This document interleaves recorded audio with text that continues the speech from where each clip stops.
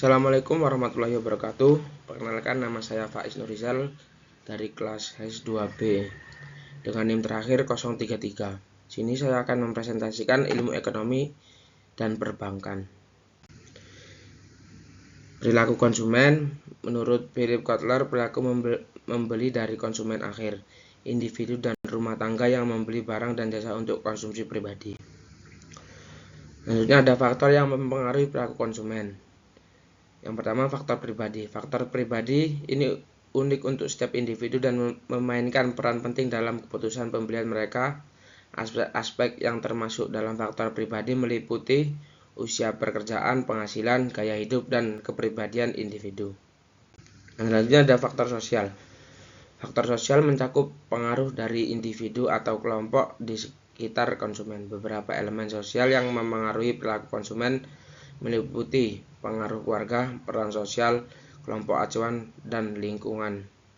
Selanjutnya ada faktor budaya. Faktor budaya mencakup nilai-nilai dan norma yang dianut oleh masyarakat tempat konsumen tinggal. Faktor budaya terdiri dari nilai-nilai tradisi dan nilai masyarakat.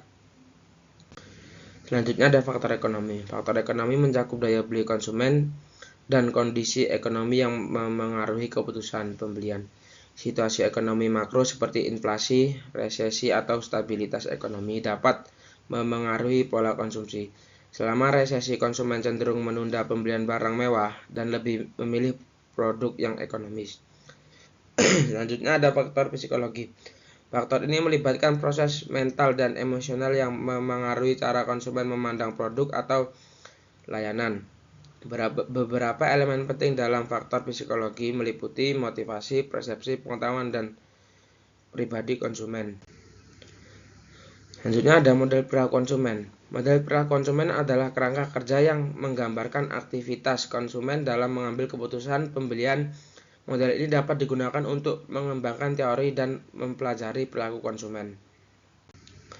Selanjutnya ada aplikasi perilaku konsumen dalam bisnis. Pemahaman akan perilaku konsumen diaplikasikan dalam beberapa hal, yakni yang pertama ada untuk merancang sebuah strategi pemasaran yang baik, misalnya menentukan kapan saat yang tepat perusahaan memberikan diskon atau menarik pembelian. Konsumen juga dapat dibagi menjadi perilaku yang rasional dan irasional. Yang kedua ada perilaku konsumen dapat membantu membuat keputusan membuat kebijakan publik, misalnya dengan mengetahui bahwa konsumen akan banyak menggunakan transportasi saat lebaran. Pembuatan keputusan dapat merencanakan harga tiket transportasi pada hari raya tersebut. Yang ketiga, dapat memberikan gambaran kepada para pemasar dalam pembuatan produk, penyesuaian harga produk, mutu produk, kemasan, dan sebagainya agar dalam penjualan produknya tidak menimbulkan kekecewaan pada pemasaran tersebut. Yang selanjutnya ada konsep perilaku produsen.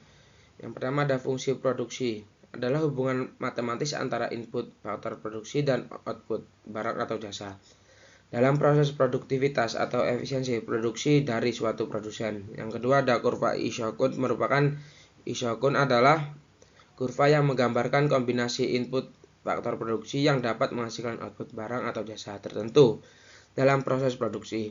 Kurva Ishokun dapat digunakan untuk menentukan substitusi input faktor produksi yang optimal bagi produsen. Yang ketiga ada kurva Ishokun adalah kurva yang menggambarkan kombinasi input faktor produksi yang memiliki biaya total cost dalam proses produksi. Kurva Ishokun dapat digunakan untuk menentukan alokasi input faktor produksi yang minimal bagi produsen. Yang keempat ada titik tangan, adalah titik di mana kurva Ishokun dan kurva Ishokun bersinggung. Titik tangan dapat digunakan untuk menentukan kombinasi input faktor produksi yang paling efisien bagi produsen. Selanjutnya ada konsep efisiensi pasar. Konsep efisiensi pasar membahas tentang bagaimana proses informasi yang masuk dan bagaimana informasi tersebut bisa mengaruhi pergerakan harga sekuritas menuju harga keseimbangan yang baru. Yang selanjutnya ada bentuk efisiensi pasar. Yang pertama efisiensi pasar dari sudut informasinya. Selanjutnya ada efisiensi pasar bentuk lemah. Selanjutnya ada efisiensi pasar bentuk setengah kuat. Selanjutnya efisiensi pasar bentuk kuat. Yang kedua, efisiensi pasar dari sudut keputusan. Efisiensi pasar yang dilihat dari kemampuan kecanggihan investor menggunakan info yang tersedia untuk mengambil keputusan. Cukup sekian presentasi dari saya. Kurang lebihnya saya mohon maaf bila ada kesalahan. Assalamualaikum warahmatullahi wabarakatuh.